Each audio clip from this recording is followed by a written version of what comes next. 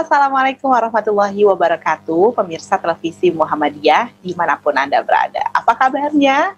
Berbahagia selalu, sehat-sehat selalu, dan semoga senantiasa dalam lindungan Allah Subhanahu wa Ta'ala. Dan pemirsa, di masa pandemi seperti sekarang ini, tak bosan rasanya saya untuk selalu mengingatkan pemirsa untuk tetap menjaga kesehatan dengan tetap mengenakan masker dimanapun dan kemanapun Anda berada, dan juga tentunya untuk tetap menggunakan hand sanitizer atau mencuci tangan secara berkala, dan pastinya juga untuk menghindari kerumunan. Jadi masih tetap stay at home ya. Nah pemirsa, senang banget Irma bisa kembali menyapa pemirsa di PTV Show Ngobrol Sering tapi nggak bikin boring. Kali ini pemirsa, aku mau ngobrol bareng sama satu pemuda, karena emang masih muda banget gitu ya, tapi sudah sukses dan artinya mulai meniti bisnisnya di usia muda.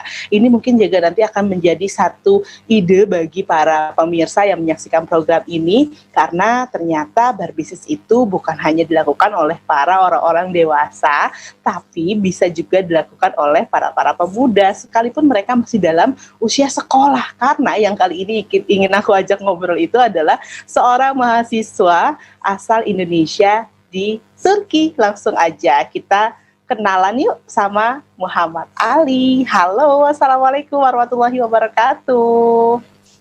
Waalaikumsalam warahmatullahi wabarakatuh. Apa kabar Ali? Alhamdulillah, luar biasa. Allahu Akbar. Masya Allah, selalu Masya ya. Allah, semangat. Semangat banget. Karena pemirsa, aku juga sebenarnya sudah pernah berjumpa dengan Ali. Berjumpanya masih sama sih, secara online gitu ya. Secara online, kita ngobrol-ngobrol, dan saat itu aku yang jadi narasumbernya, dan kali ini akan aku balik pemirsa ya. Karena setiap kita itu pasti punya kemampuan di bidang masing-masing. So, kali ini aku akan ngobrolin tentang bisnis bareng sama pakarnya. pelaku usahanya. Nah Ali, kamu saat ini kan ada di Turki. Masih di Turki atau lagi pulang ke Indonesia nih? Kebetulan lagi di Istanbul, Turki. Tapi insya Allah dalam waktu dekat ada rencana untuk pulang ke Indonesia sih. Jadi doain aja, semoga ada kesempatan buat pulang. Oh, kenapa harus ada kesempatan? Emang ada kesulitan untuk pulang ke Indonesia?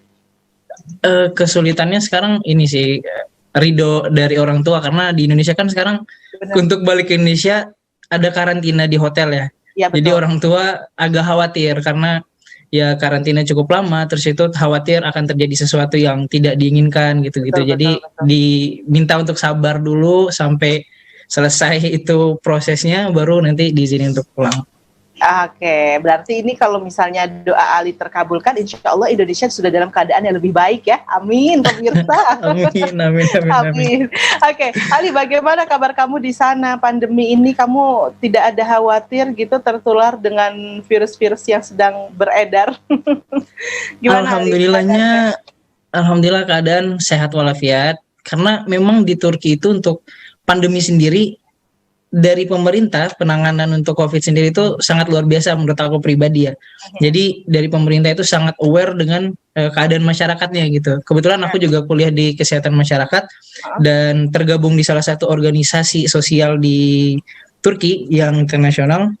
Nah di situ juga sering kali teman-teman di organisasi itu juga membantu para seperti polisi, terus itu aparat pemerintah itu untuk mengingatkan teman-teman, mengingatkan masyarakat baik itu yang muda sampai yang tua untuk menggunakan masker, terus itu kayak nggak keluar setiap malam. Jadi di Turki itu dibatasin, kita boleh keluar itu dari jam 10 pagi sampai jam 9 malam setiap hari. Dan hari Jumat sampai hari Ahad itu kita benar-benar lockdown, jadi nggak boleh keluar gitu. Dan itu tertib gitu, benar-benar nggak keluar. Jadi berarti kalau kamu ingin memenuhi kebutuhan kamu sebelum hari Jumat itu kamu udah harus benar. Oke. Benar. Gitu. Jadi dari aku sendiri untuk khawatir banget itu enggak sih. Jadi ya fine aja jalanin, cuman ya itu bedanya kita online ya sekarang, jadi nggak bisa offline gitu. Jadi apa-apa rapat semua meeting online gitu. Oke, nah untuk kesehatan masyarakatnya sendiri ini menarik loh. Kamu sebagai kaum lelaki gitu ya, tertarik di bidang kesehatan. Apa yang membuat kamu tertarik untuk mengambil jurusan kesehatan masyarakat? Sejujurnya aku dulu kan tergabung di politik. Jadi sempat ngambil di hubungan internasional. Terus itu karena beberapa hal yang menurutku pola pikir yang berubah ya. Jadi kayak aku ngambil hubungan internasional itu kayaknya sudah cukup deh untuk belajar diplomasi, terus ilmu pengetahuan itu bisa aku pelajarin dengan sendirinya dan ikut organisasi dan lain sebagainya. Terus aku berpikir kira-kira apa ya yang menjadi support sistem untuk aku mencapai sebuah tujuan dalam hidup aku gitu, yaitu menjadi orang yang bermanfaat.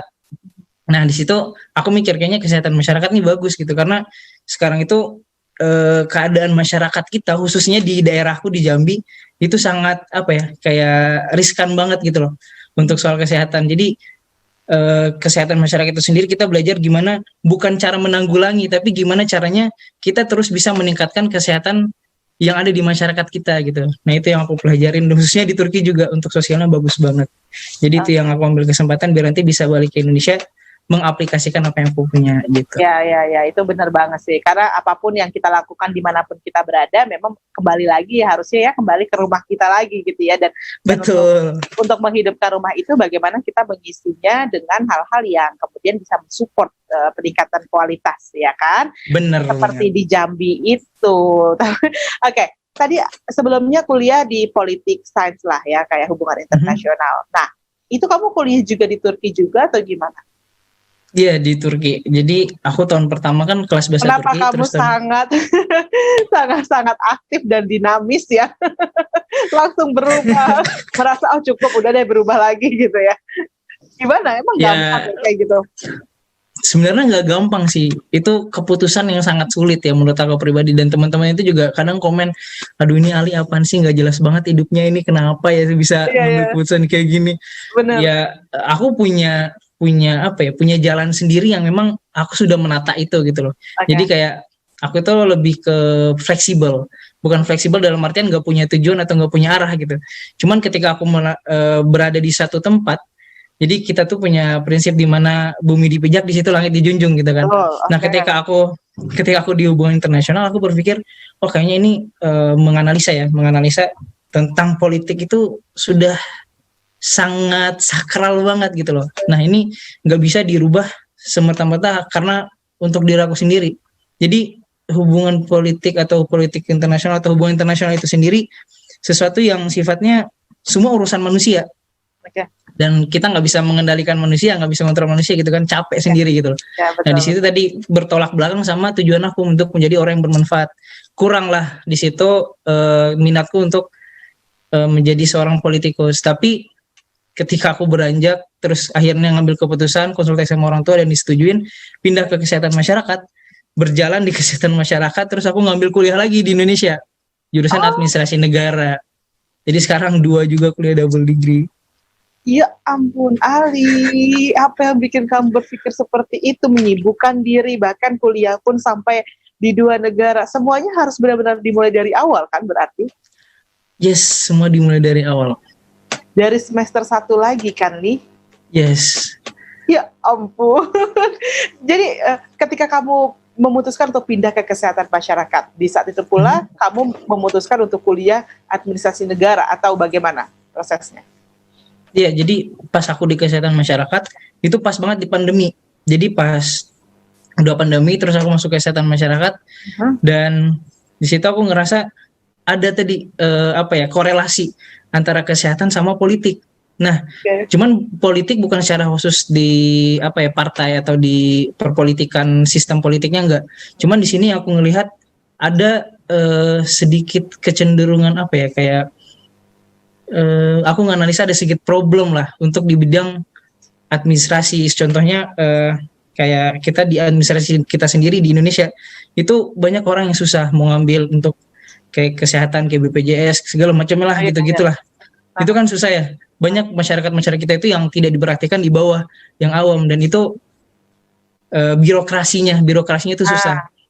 Nah di situ aku ngambil kayaknya administrasi negara cocok deh, aku harus ngambil itu biar bisa nolong orang banyak juga. Aku harus mempelajari gimana caranya bisa berdiplomasi ke atas, aku harus pahami sistemnya birokrasi seperti apa, biar nanti bisa memberikan ruang kepada teman-teman atau masyarakat yang di bawah itu untuk bisa mendapatkan fasilitas yang memang seharusnya mereka dapatkan gitu. Dari situlah kemudian timbul, sepertinya tidak cukup nih hanya kesehatan, di mana kamu nanti akan menentukan secara grassroots gitu ya, tapi juga bagaimana kamu bisa ke atasnya sehingga apa yang menjadi tujuan kamu bermanfaat bagi orang lain, khususnya di wilayah kamu di daerah Jambi tersebut. akan bisa terselenggara dengan baik gitu ya, sesuai Betul. dengan tujuan. Jadi nggak nyalah-nyalahin lagi. Jadi nanti Ali pulang ke Jambi ingin menolong orang, nggak nyalah-nyalahin pemerintah atau tidak Iya nyalah-nyalahin dong. pihak-pihak yang ada di lapangan gitu ya. Tapi bagaimana Benar. menjadi wadah mengkomunikasikan antar keduanya. Waduh, keren banget. Betul. Aku udah bisa kebayangin nih nanti ketika Ali akhirnya punya kesempatan untuk pulang, sudah lulus semuanya bisa terlaksana dengan baik. Tapi pemirsa jadi penasaran ya, bagaimana kemudian seorang pemuda memutuskan harus kuliah di dua negara, apa kemudian suka dukanya, kita masih akan ngobrol, lanjutin lagi di segmen selanjutnya, tetaplah bersama dengan kami.